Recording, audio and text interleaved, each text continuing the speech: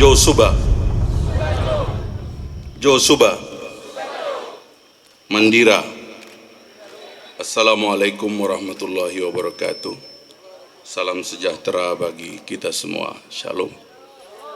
Mananuir Yan Piet Yarangga yang saya cintai, Sekretaris Dewan Adat Bapak Leo Imbiri, para kepala suku, ketua-ketua Dewan Adat yang ada di seantero Papua, para peserta pesta adat kita, dan juga para peserta konferensi masyarakat adat. Saya ingin mengucapkan terima kasih yang sebesar-besarnya sehingga saya bisa menjadi bagian dari kegembiraan kita semua dalam menyelenggarakan satu pesta di tanah kita sendiri, di tanah air kita sendiri. Saya ingin kegembiraan ini bertahan bukan saja pada kita, tetapi kepada seluruh bangsa, seluruh anak cucu kita. Dan kita harus bertekad sejak saat ini tidak boleh lagi ada kesedihan. Kegembiraan harus diundang dengan berbagai cara dan dengan kebersamaan. Renungan yang dalam, yang melampaui batas dan sekat-sekat tentang negara dan pemerintahan. Karena menurut saya kalau manusia, kita semuanya membaca dan mengerti maksud baik diciptakan manusia di atas muka bumi ini, dan diberikan kepada kita membaca potongan bumi yang paling indah, tentu kita tidak akan bersilang sengketa dan kita akan meleburkan diri di dalam cinta. Tetesan air mata harus kita lerai dan tidak boleh ada tetesan darah. Apakah ciptaan terbaik Tuhan? Ciptaan terbaik Tuhan itu adalah manusia. Apa sebabnya di dalam agama juga saya kira Bapak Pendeta mengerti bahwa Tuhan mengatakan bahwa sesungguhnya kami telah menciptakan kamu dari laki-laki dan perempuan, dari suku-suku. Kalau memakai bahasa agama itu, suku itu sebetulnya berarti kekurangan-kekurangan, retakan-retakan, potongan-potongan, lubang-lubang. Baik akar bahasa Ibrani maupun bahasa Arab kira-kira artinya sama.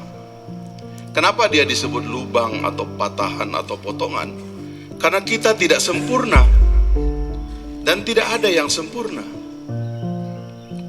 Disebutkan lagi, kalian diciptakan dari kabilah-kabilah. Kabilah itu asal katanya yang terdahulu, dan yang terdahulu itu adalah Adam dan Hawa. Kita semua ini adalah anak cucu dari Adam dan Hawa, tidak lebih dan tidak kurang. Di antropologi tidak bisa menjelaskan Adam dan Hawa itu lebih mirip bangsa mana. Apakah dia lebih mirip bangsa Arab atau bangsa Cina atau bangsa India, Melayu atau Jawa? Tapi saya bilang, saya punya dugaan Adam dan Hawa itu mirip orang Papua.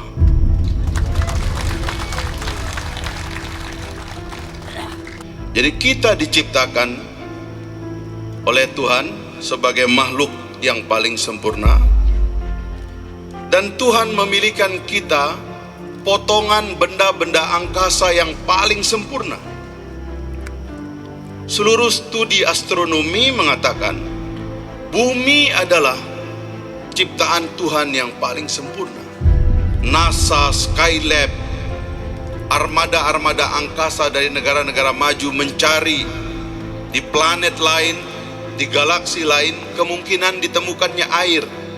Sulit menemukan sampai sekarang. Terakhir ada kiriman foto dari Mars, tapi belum ada yang berani mengacungkan tangannya untuk menjadi penduduk Mars. Tapi Tuhan menciptakan kesempurnaan di tempat kita, di bumi kita ini. Dan di antara potongan bumi yang paling indah adalah tanah Papua kita. Saya sering mengatakan, negara adalah fenomena baru. Saya setuju dengan pendeta tadi. Kalau kita benar, kenapa kita mesti takut dengan pemerintah? Dan kenapa saya mesti menjadi musuh kalau saya mengatakan kebenaran? Negara itu fenomena baru. Negara adalah fenomena abad 20. Lebih panjang usia manusia hidup tanpa negara. Negara itu sebabnya kita harus belajar hidup dalam negara secara lebih rasional dan tidak emosional. Kita para pejabat, terutama para pejabat, harus mengerti supaya kita hidup atas nama negara secara rasional. Itulah sebabnya 17 tahun yang lalu, dalam satu kesadaran yang baik, anak-anak muda dari seluruh bangsa menyambung sejarah bangsanya, berkumpul untuk menuntut dan menggugat pemerintah dan kekuasaan yang bernegara dan berpemerintahan secara berlebihan, menganggap negara adalah segala-galanya dan pemerintah tidak pernah salah, seolah-olah selalu benar. Lahirlah reformasi tahun 1998. Saya bangga dan gembira karena saya salah satu eksponen utama dari reformasi tahun 1998. Dan mengantarkan kita kepada satu reformasi. Tidak saja melakukan perubahan rezim, tetapi juga melakukan perubahan konstitusi negara. Dan saya ingin mengabarkan, 4 kali kita melakukan amandemen konstitusi. Inti daripada amandemen konstitusi itu adalah, kalau saya singkat dengan satu kalimat yang vulgar, bangsa Indonesia menganggap rakyat lebih penting daripada negara. Karena itulah kebebasan rakyat, kemerdekaan rakyat, kewibawaan rakyat, hak-hak rakyat tidak boleh dibatasi dan dihancurkan atas nama dan untuk negara. Hancur itu telah ada di dalam konstitusi amandemen keempat. Dan saya sebagai eksponen perjuangan, dan saya 98, saya akan berada di garda terdepan jika kita melihat ada pemimpin negara yang menjadi congkak, sombong hanya karena kekuasaan yang dimiliki. Padahal inti dari kekuasaan, inti dari pemerintahan adalah pelayanan, mengangkat derajat setiap anak bangsa untuk menjadi mulia dan merdeka sehebat-hebatnya, supaya dia mulia di depan Tuhan yang menciptakannya. Itulah sebabnya, sekali lagi saya ingin, terima kasih yang sebesar-besarnya kepada kita semua yang telah mengajak saya menjadi bagian dari kegembiraan ini. Dan saya ingin mengiyakan kalimat dari Pak Leo tadi, bahwa kegembiraan ini haruslah merupakan kegembiraan yang tulus. Tidak boleh ada lagi rasa takut di antara kita. Tidak perlu sembunyi-sembunyi. Saya percaya generasi-generasi baru, tentara, generasi-generasi baru kepolisian, generasi-generasi baru intelijen, mengerti makna dari perubahan konstitusi. Saya terharu karena mendengar dari Pak Panglima TNI, titipkan salam saya. Ini era baru, Presiden juga sudah datang ke sini dan membuka pintu-pintu yang selama ini tertutup. Dan ini harus diteruskan. Mari kita berpikir tentang masa depan kita. Mari kita berpikir tentang kesamaan pikiran kita. Mari kita memikirkan budaya kita bersama. Mari kita memikirkan masa depan anak cucu kita. Itulah sebabnya saya pikir, jika dimungkinkan, jika diizinkan, saya sebagai anak bangsa yang lahir dari tempat yang tidak terlalu jauh dari tempat ini, saya lahir di Sumbawa, bercampur-campur darah keturunan termasuk dari Sulawesi. Saya lahir di Sumbawa.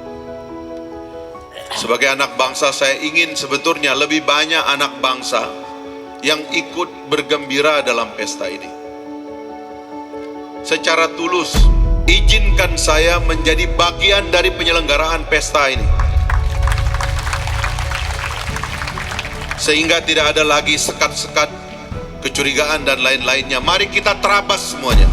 Mari kita bersatu menjadi manusia dan memuliakan kemanusiaan kita, memerdekakan diri kita, memperjuangkan nasib dan kehidupan kita sebebas-bebasnya, seluas-luasnya, membangun peradaban kita, membangun cita-cita dari nenek moyang kita, dari para pendiri bangsa kita, pendiri tanah kita. Mari kita perjuangkan bersama, karena ruang terbuka. Kemunafikan harus kita hentikan. Kemunafikan itu menyesakkan dada. Saya terharu juga mendengar dari Pak Bupati, kerjasama dengan Pak Dandim, dengan Pak Kapolres. Saya berharap mereka ini adalah bintang-bintang masa depan dari bangsa kita. Satu bangsa berjalan diisi oleh mentalitas-mentalitas baru. Dan saya percaya mentalitas inilah yang akan memimpin Indonesia masa depan. Jangan batasi jarak kita. Kita adalah manusia merdeka. Jangan takut berbicara. Mulut kita adalah mulut kita sendiri. Pertanggungjawaban kita di depan Tuhan. Ekspresikan diri kita, dan bangsa ini adalah bangsa beradab, bangsa merdeka. Tidak boleh lagi ada rasa takut. Satu pendekatan baru yang lebih baik, itulah yang mesti kita musyawarahkan bersama. Dan saya menghormati majelis penyelenggaraan konferensi semacam ini sebagai satu ikhtiar untuk berdialog. Kita tidak sedang duduk memegang senjata. Kita sedang saling mengelus dada dan berbicara dengan penuh keikhlasan, dengan penuh ketulusan, bahwa apapun yang terjadi di masa depan, kita semualah yang harus bicara. Pembangunan tidak boleh dilakoni oleh segelintir orang atas nama apapun datang dan menyingkirkan kearifan lokal. Itu tidak benar. Pembangunan harus dijalankan bersama-sama dengan dialog yang matang dan mendalam, menjadi bagian dari kegembiraan kita semua. Pesta adalah syukur bahwa Tuhan yang besar, Tuhan yang mulia telah menciptakan kita sebagai manusia menjadi ciptaan yang terbaik, dan diturunkan kita pada potongan bumi yang baik, dan diturunkan kita di satu potongan tanah yang paling indah di tanah Papua ini. Mudah-mudahan kesadaran seperti inilah, dengan bimbingan dari kepala suku, dari para pendeta, dari para pemuka agama, dari para kiai, lalu kita menjadi bersaudara bersama-sama, saling memeluk dan saling membantu. Kita diciptakan berbeda-beda, tapi diciptakan untuk saling kenal mengenal dan saling berdiskusi, saling mencintai.